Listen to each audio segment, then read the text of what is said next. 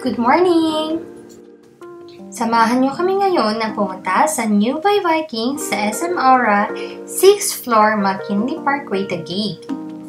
Ang buffet rates nga pala nila pag sa adult is 1,138 pag lunch, 438 naman pag 4 to 7 years old, and 748 pag 8 hanggang 10 years old. Depende rin yan sa height. 1,658 naman pag sa adult, and 538 pag 4 to 7 years old, and 848 pag 8 to 10 years old. Weekdays, dinners, and holidays ang rate na yan. Meron din silang dress code dito. Ngayon ko lang napansin to kasi sa SMBF wala naman silang dress code. Ano nga ba pagkakaiba ng regular Vikings sa New by Vikings? Ang new daw is the high-end, more luxurious version of Vikings, offering a more diverse and elegant dining experience with higher quality food and a more sophisticated ambience. They also features a wider selection of international and gourmet dishes, with stations offering cuisines like Mediterranean, French, Italian, and Filipino. Maganda din daw ang interior and ambience ng New by Vikings. Dito pala kami pinaupo malapit sa entrance, kaya pagpasok mo, desserts agad ang nasa harap namin. Ito nga pala yung mga ice cream nila. Madami silang choices ng ice cream and kakaiba din yung mga flavor na meron sila. Meron na din sila ditong puto bongbong at bibingka.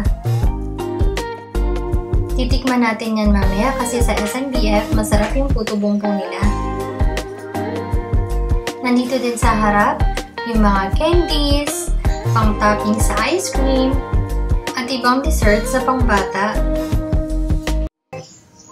Meron din silang crush ice dito. Medyo high-tech na nga lang yung crush ice machine nila dito. Meron din silang prutas, orange, watermelon, banana, at red watermelon. Andito naman yung mga salad. Meron silang Caesar, potato, and Italian pasta salad. Katabi naman ng mga salad ay itong mga desserts. Yung mga desserts na ino-offer dito, talagang wide variety talaga. Offering cuisines like Mediterranean, French, Italian, and Filipino. So, iba't ibang klase talaga. So, kung ano man ang lahi mo, pwede ka mamili dito kung anong gusto mong kainin. Pero syempre, titikman natin yan lahat mamaya.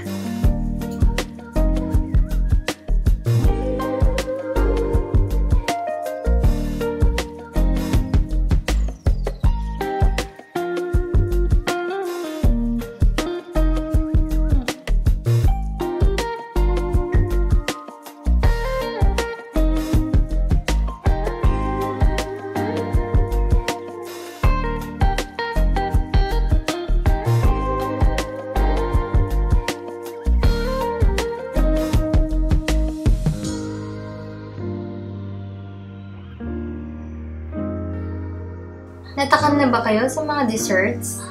But wait, there's more! Meron ding mga desserts na nakalagay dito sa chiller nila. Siguro yung mga desserts na hindi pwedeng nasa labas or matutunaw pag nasa labas. Sa kabilang side naman, meron pa tong carrot cake.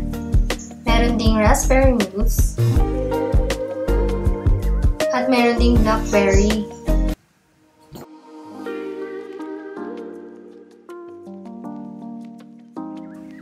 Dito naman tayo dumako sa mga tinapay. Meron silang rye bread, merong white bread, andito yung mga palaman, pineapple and anchovy, watermelon, may banana jam. Meron din silang baguette. Yung mga tinapay talaga, laging hindi ko natitikman pag nag-buffet kami. Busog na kasi ako sa mga ulam pa lang at ibang mga pagkain. Meron din silang iba't ibang klase ng cheese dito.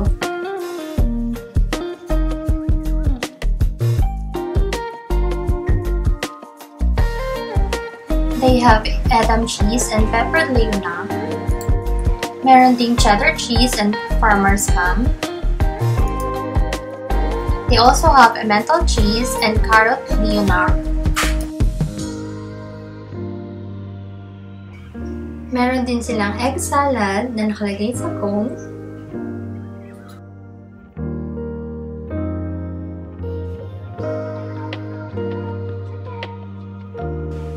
Meron din silang cookies dito. Kung tatanungin niyo ako kung dilis yung nakikita nyo, yes, dilis yan. So, ito nga ang pagkakaiba ng Vikings. Sa New by Vikings, may mga ganito silang appetizers na wala sa Vikings. Masarap tong caramelized onion crostini. Actually, hindi ko alam na onion siya, pero masarap. Hindi lasang sibuyas.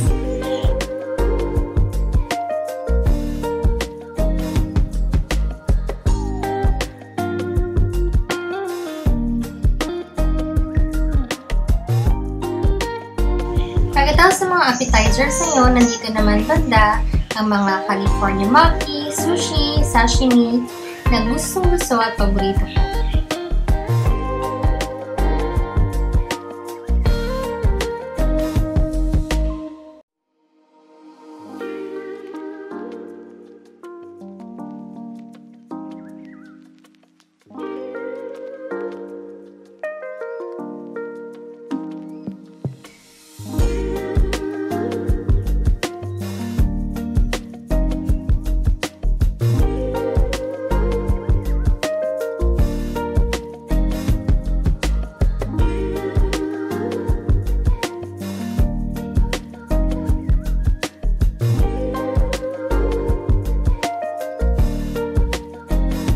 Meron din silang shrimp cake, ebi tempura, dumpling tempura, spicy mayo, mga sauce, teriyaki, gyoza, vinegar, and ginger.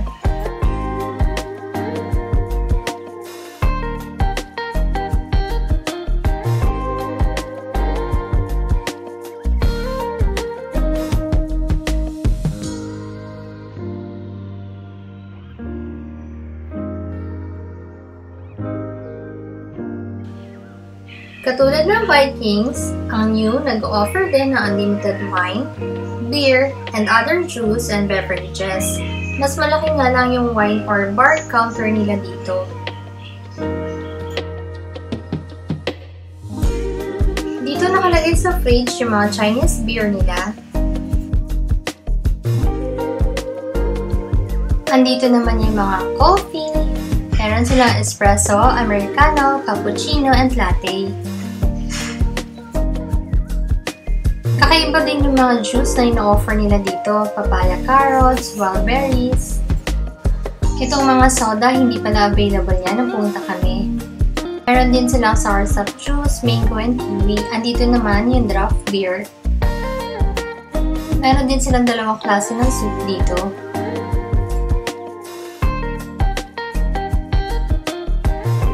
Napansin ko lang sa mga pagkain, medyo matagal sila mag-refill dito.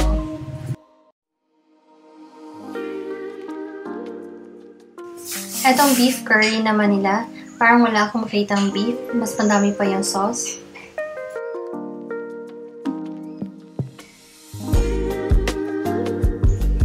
Masarap yung sisig rice nila pero medyo kulang sa lasa ng pork and then sa sili. At saka gusto ko yung may itlog sa ibabaw. Meron din silang stuffed squid. Meron din silang kare-kare. With bagoong yan, syempre. They also have Asian pork. Parang adobo yung luto niya, pero may corn.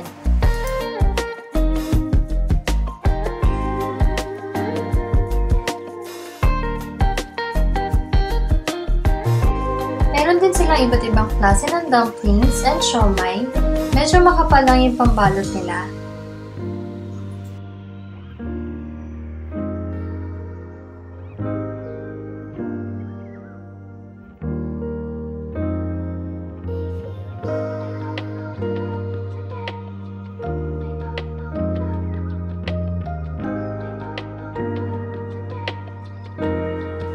Pumunta nga pala kami dito ng Friday, around 11:30, wala pa masyadong tao.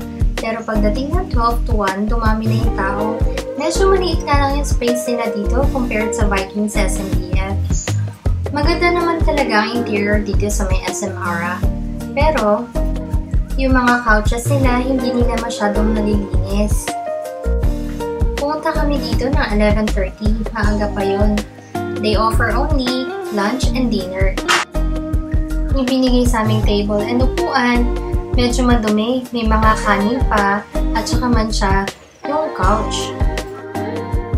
Parang hindi nalinis ng panggabi, pero sana pinagpaganman lang nila or pinupunasan yung mga upuan. Nawawala kasi yung sinasabi nilang appealing interior, creating a more luxurious dining atmosphere kapag yung couch mo ay madumi naman.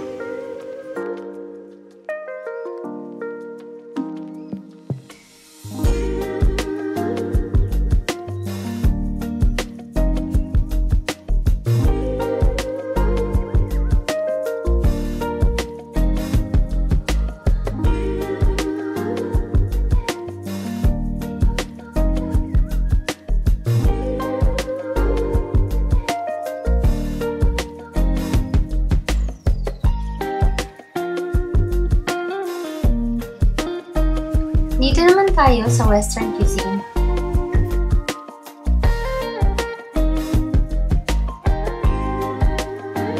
Meron silang paella mixta. May iba't ibang klase ng pasta. Wala nga lang silang red sauce at saka yung carbonara. Itong baked ziti nila, medyo matabang.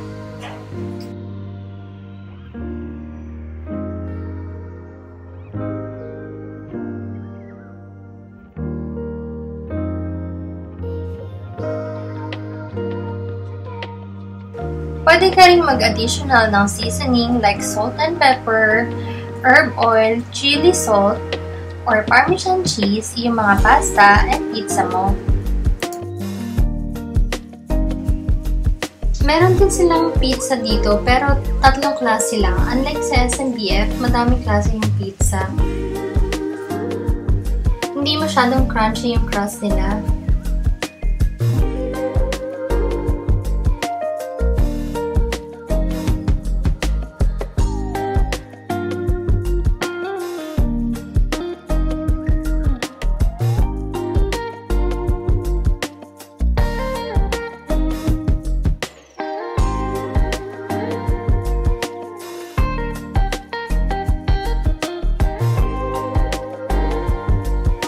I don't know, pero sabi nila mas madaming food daw dito sa New.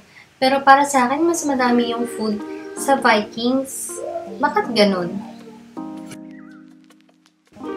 Meron na silang mga appetizers tulad ng pinakita ko kanina.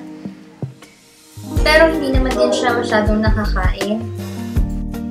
Yung interior nila for me is 9 out of 10. Tapos yung ambience, medyo masikip lang. Lalo na kapag sabay-sabay nang kumukuha yung mga tao, medyo nagiging crowded na yung space.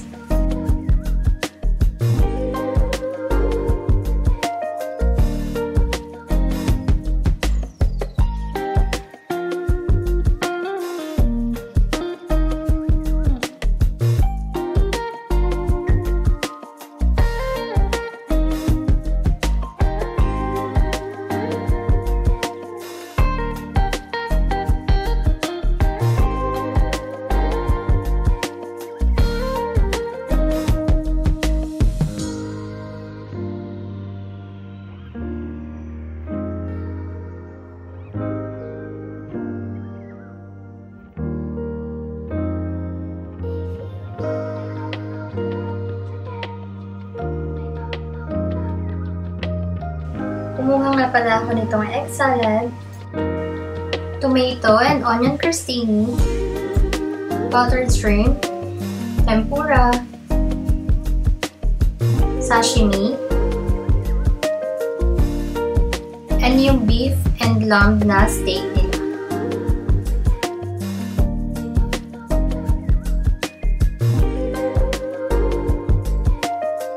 Tinikman ko din tong tatlong klase ng sushi. Kumuha din kami ng hot and sour soup. Unahin natin tikman itong mga sushi.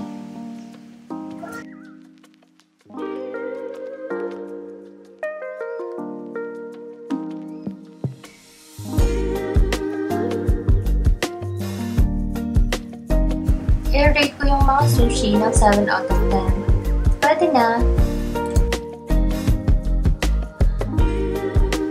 Next naman, itong paborito kong sashimi.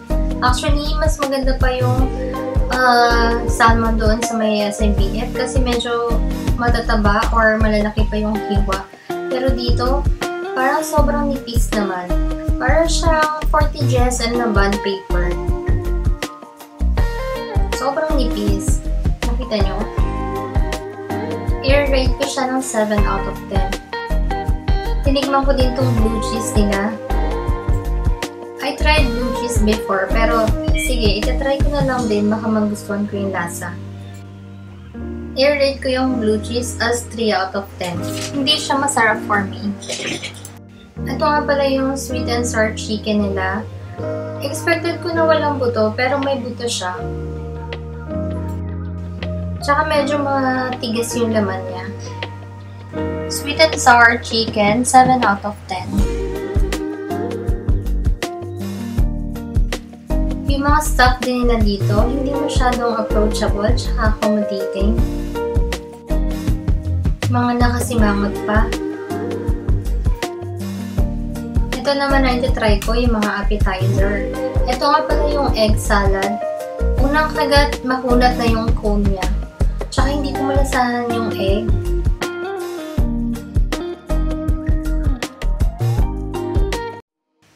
Ito naman yung caramelized onion crostini. Surprisingly, masarap siya. Medyo manamis-namis. Hindi ko nga maalala na onion pala siya. 8 out of 10 for me. Masarap din tong tomato crostini. I think ito lang yung dalawa na nagustuhan ko sa mga appetizer. I-rate ko siya as 8 out of 10. Alam nyo ba na ang tagal din kumuha ng mga plato dito? Alam mo sa SMBF, pag minakita nilang isang plate na tapos na, kinukuha agad nila. Dito, siguro 5 plates na yung nakastock up sa akin. Hindi pa rin kinukuha hanggang sa malapit na kaming matapos. Parang kulang din yung mga staff nila na nag-a-assist or kumukuha ng plates. Parang isa lang or dalawa yung nakikita ko. Unlike sa SMBF, madami sila. Tikman naman natin itong beef nila at saka lamb. Unang kagat, medyo matigas lang siya. Parang well done yung pagkakaluto niya. Masarap naman siya pero medyo matigas nga lang. So I rate this as 7 out of 10 din.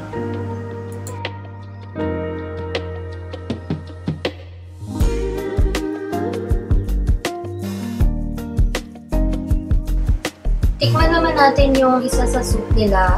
Ito yung kinuha namin, yung hot and sour soup. For me, yung hot and sour nila, hindi siya masyadong maasim. At saka yung anghang, hindi rin gaano. Medyo matabang lang siya. And then, hindi siya authentic na hot and sour soup. I-rate ko siya ng 6 out of 10. Yung kasama ko naman, i-rate niya daw ng 4 out of 10.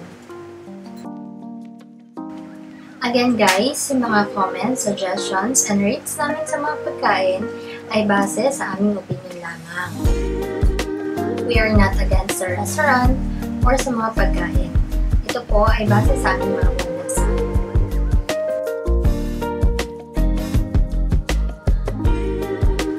Tikman naman natin yung mga western na pagkain. Kumuha ko ng pizza at saka yung baked ziti. Kumuha na din ako ng konting pad see ew at saka yung sisig rice nila. Yung pizza, medyo matabang lang at saka mapunat yung crust. Hindi na siya crunchy. Natikman ko din yung garlic and cheese sa pizza, so i-rate ko na lang silang dalawa as 6 out of 10.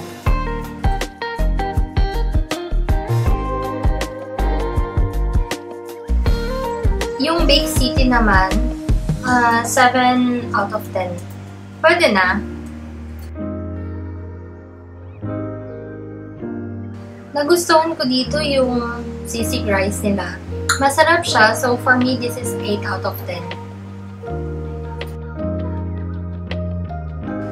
Yung pansin nyo naman, pwede na, masarap naman, pero natatabangan ako, so 7 out of 10 pa rin.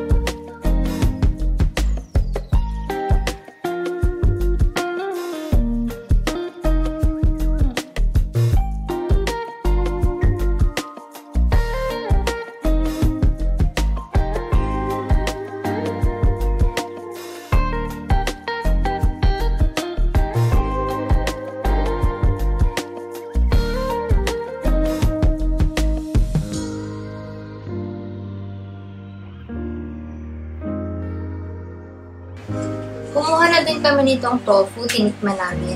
Masarap naman, so 8 out of 10.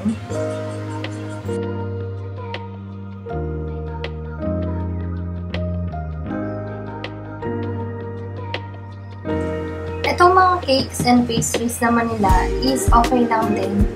Pwede na. I rate it as 7 out of 10. For me kasi nothing so special about it.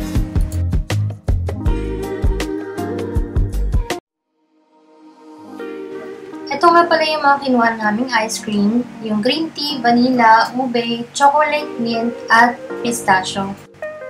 Una kong tinikman itong green tea or yung parang matcha. Masarap siya, nagustuhan siya ng anak ko. And also yung vanilla, masarap din, hindi masyadong matamis. Yung ube, masarap din. Lasa mo yung ube, pero hindi siya ganun katamis. Yung pistachio, masarap din. At saka yung chocolate mint, masarap din. So, lahat sila, 8 out of 10 for us.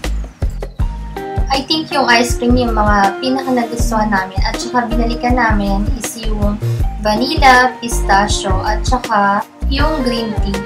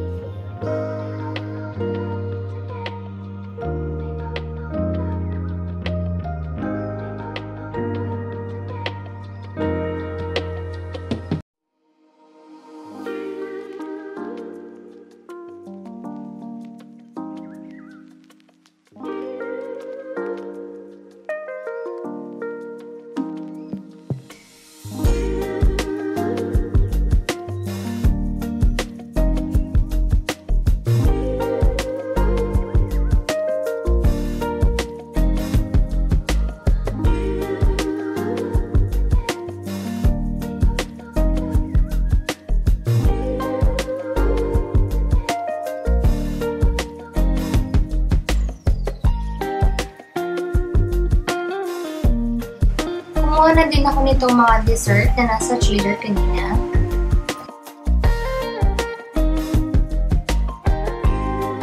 Ito yung chocolate mousse. May strawberry at saka itong dark chocolate flake. Tsaka itong parang cake, San Marcos ang tawag nila dyan. Yung San Marcos naman na parang cake siya. Wala akong malasahan, so 6 out of 10. Chocolate.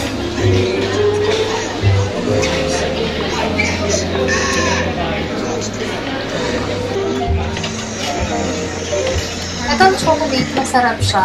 Yung mousse niya mismo, masarap din. At saka yung cake na nasa ilalim, masarap siya. So, 8 out of 10 for me.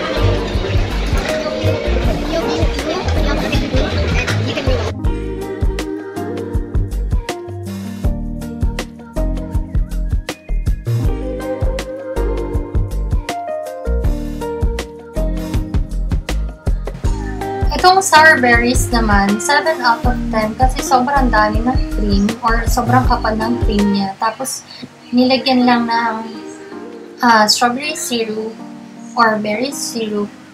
Tapos, sobrang konting-konti lang yung nasa ilalim na cake or yung crust niya.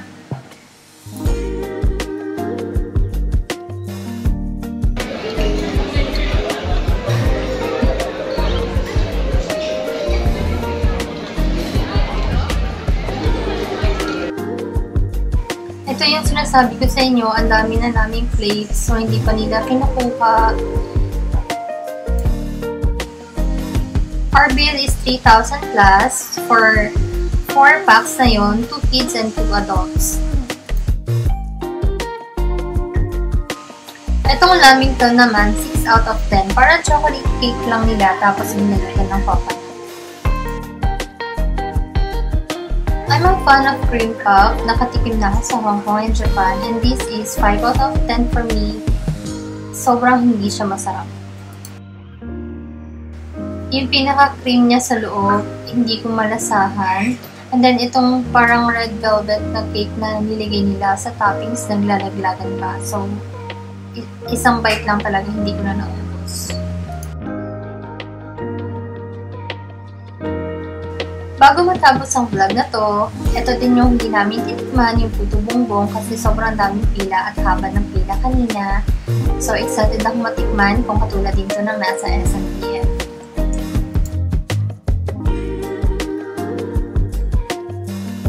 Unfortunately, 5 out of 10 kasi minatili siyang lutuin. Sobrang hilaw, tapos ang dami kong nakakaing malagkit pa ng bigas. So, 5 out of 10.